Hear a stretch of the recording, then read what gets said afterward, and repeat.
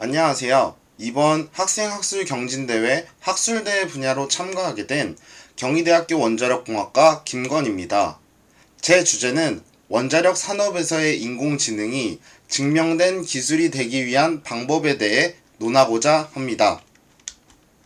먼저 제 소개를 하겠습니다. 저는 한국원자력협력재단에서 진행한 원자력 인공지능 융합 사례연구 발표회에서 동상을 수상하면서 인공지능에 대해 관심을 가졌습니다.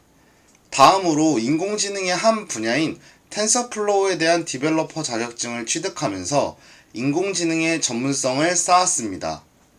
세 번째로 한국원자력협력재단에서 진행한 R&D 멘토링에서 이 주제에 대해 심도 깊은 내용을 다뤘습니다.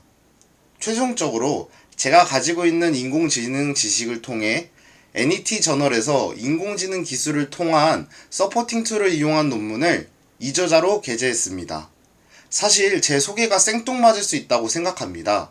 하지만 제가 하는 말의 신빙성과 전문성을 좀 더 올려보고자 이렇게 제 소개를 먼저 하게 되었습니다. 말로만 먼저 얘기하는 것이 아닙니다. 공모전 입상과 개발자 자격증, 멘토링을 통한 심화학습, 그리고 마지막으로 SCI2급 논문 게재를 통해 얻은 지식을 말씀드리고자 합니다. 먼저 목차는 이와 같이 되어 있습니다. 먼저 배경 지식에 대해 논하고자 하고, 두 번째로는 US NRC를 기준으로 한 인공지능을 적용하기 위한 고려 사항에 대해 말씀드리고자 합니다. 세 번째로는 인공지능 분야에 비추어 미래 원자력 산업의 비전에 대해 말씀드리고자 합니다. 네 번째로는 부록을 달아보았습니다. 먼저 인공지능의 정의에 대해서 알고 들어가겠습니다.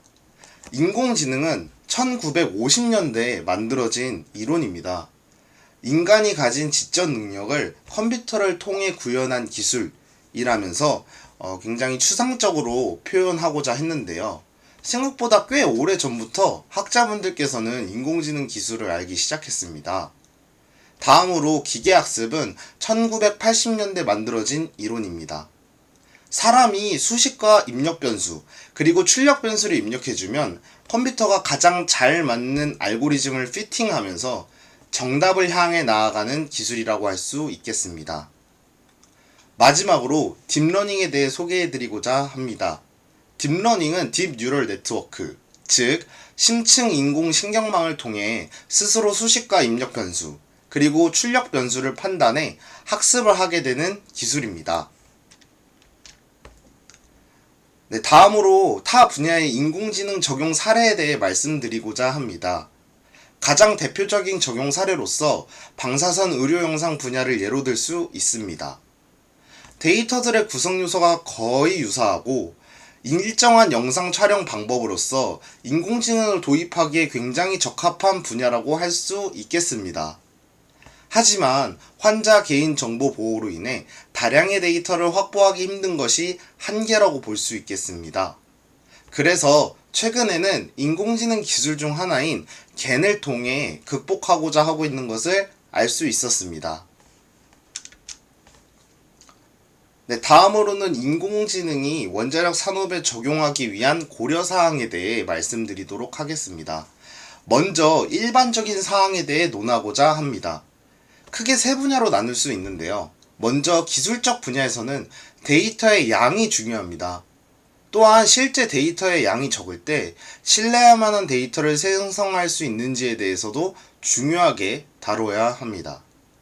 두 번째로 정책적 분야에서는 데이터 확보에 대한 현재 정책, 그리고 인공지능 기술에 대한 관련 규제 및 법의 명문화를 확인해야 합니다. 마지막으로 규범적 분야에서는 만약 인공지능을 적용한다면 인간이 이 값을 신뢰할 수 있는가에 대해서도 확인해 보아야 합니다. 원자력 산업의 경우 인공지능 적용의 첫 단계라고 저는 생각을 합니다. 각각의 한계가 너무나도 명확해서 다가가기 힘든 것이 사실이라고 생각합니다. 그래서 저는 미국 원자력 규제기관에서 제시한 원자력 산업에서 인공지능이 적용하기 위한 고려사항에 대한 주요 질문에 답을 달아보면서 우리나라가 인공지능에 대해 다가가기 위한 방법에 대해 논하고자 합니다. 질문은 총 11가지를 제시하고 있습니다. 하지만 가장 중요한 세 문제에 대해서 다루고자 합니다. 나머지 질문에 대한 의견 제시는 부록에 명시해 두겠습니다. 먼저 첫 번째 질문입니다. 상업용 원자로의 설계, 운용, 보수, 해체를 위한 인공지능 사용 현황에 대해 물어보고 있습니다. 제 의견은 다음과 같습니다. 우리나라는 아직 어느 분야에서도 직접적인 사용은 하지 않고 있습니다. 그러므로 위험이 적은 분야에서부터 적용 가능성을 검토하고 도와주는 역할이라도 첫 발을 내딛어야 한다고 생각합니다. 네, 다음으로는 네 번째 질문입니다. 현재 혹은 가까운 미래에 상업용 원전 관리 및 운영에 사용될 수 있는 인공지능에 대해 물어보고 있습니다. 제 의견은 인공신경망, 디시전 트리, 랜덤 포레스트, 리덕션 알고리즘과 같은 기계학습의 지도 및 비지도 학습 방법을 모두 사용 가능할 수 있다고 생각합니다. 마지막으로 11번째 질문입니다. 인공지능 적용 시 데이터 보안에 관한 우려사항에 대한 제 의견을 말씀드리고자 합니다. 현재 원자력안전위원회, 한국원자력안전기술원, 그리고 한국원자력통제기술원이 이 규제를 담당해야 한다고 알고 있습니다. 하지만 현재 우리나라에서 인공지능 관련 규제 및 법은 명문화되어 있지 않다고 알고 있습니다.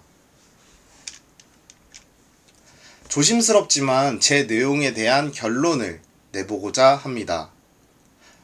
첫 번째로 현재까지 이러한 질문에 정확하게 답변할 수 있는 전문가가 부재하다고 생각합니다.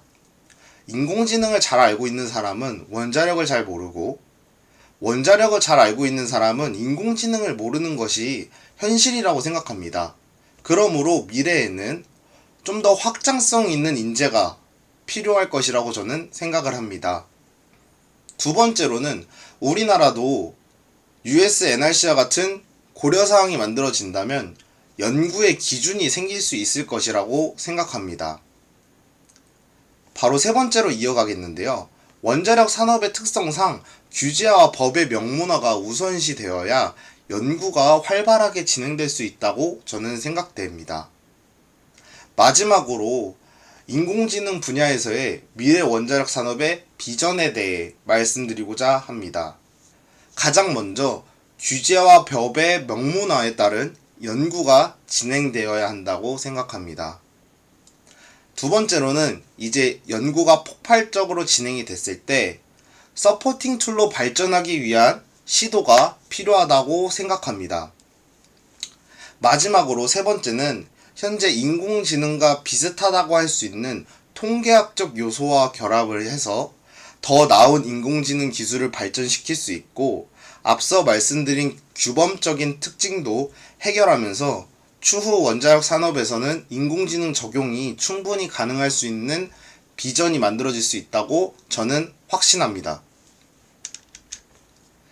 네, 이상으로 발표를 마치겠습니다. 이 뒤에는 앞서 말씀드린 내용의 부록을 보여드리도록 하겠습니다. 지금까지 제 발표를 들어주셔서 정말 감사드립니다.